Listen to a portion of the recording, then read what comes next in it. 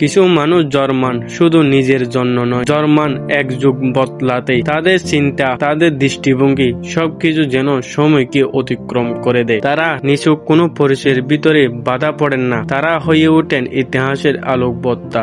ঠিক তেমনি একজন মানুষ ডক্টর ইউনূস। বাংলাদেশের চট্টগ্রামে একটি ছোট শহর থেকে উঠে আসা এই মানুষটি দেখিয়ে দিয়েছিলেন স্বপ্ন শুধু বড় লোকের জন্য নয়, দারিদ্র রেখার নিচে থাকা মানুষেরও অধিকার আছে স্বপ্ন দেখার। একটি টিনের ঘরে জন্ম নেওয়া শিশু যিনি একদিন নোবেল শান্তি পুরস্কারে ভূষিত হবে কে জানত। তিনি বুঝিয়েছেন দরিদ্র শুধু অর্থের অভাবে নয়, এটি স্বপ্নের অভাবে সম্ভাবনার কবরস্থান। তাই তিনি তৈরি করেছেন এমন এক পথ যা বিশ্ব কখনো দেখেনি, মাইক্রো ক্রেডিট। এটি একটি শব্দ নয়, এক বিপ্লবী। ডক্টর ইউনূস বিশ্বাস করতেন ছোট একটা ঋণ একজন গরিব মানুষকে শুধু ব্যবসা করতে শেখায় না, বরং তাকে আত্মসম্মানের সাথে বাঁচতে শেখায়। গ্রামীণ ব্যাংক গড়ে তুলে তিনি সারা বিশ্বকে শিখিয়ে দিয়েছিলেন আর্থিক স্বাধীনতা একটি দেশের অর্থনৈতিক বদলে দিতে পারে।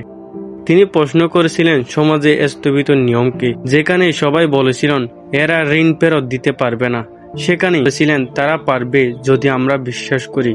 আর ঠিক সেই বিশ্বকে গড়ে তুলেছিল এক ইতিহাস। ৭৭ লাখেরও বেশি মানুষ যারা কখনো ব্যাংকে ঢোকার সাহস পেতেন না, তাদের জন্য খুলে গেল অর্থনীতির দরজা।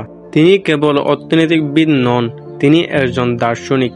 তার চোখে অর্থনৈতিক মানে শুধু লাভ নয়, মানুষের জন্য কিছু করা, সমাজের ভিড় গড়ে তোলা আর বিশ্বাস করা মানুষ মূলত ভালো।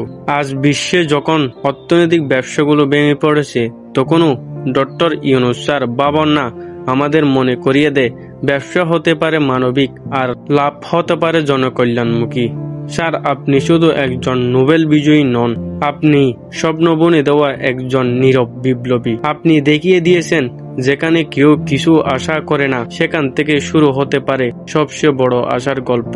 আপনি দেখিয়ে দিয়েছেন যেখানে কেউ কিছু আশা করে না, সেখান থেকেই শুরু হতে পারে সবচেয়ে বড় আশার গল্প।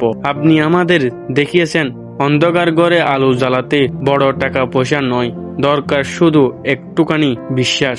স্যার, আপনাকে আমরা বিশ্বাস করি আপনি একদিন দেশের অর্থনীতিকে আরো এগিয়ে নিয়ে যাবেন, দেশের আর্থিক সমস্যা দূর করবেন। আমরা সব সময় আপনার পাশে আছি এবং বাংলাদেশ জনগণও আপনাকে সব সময় সাপোর্ট করে।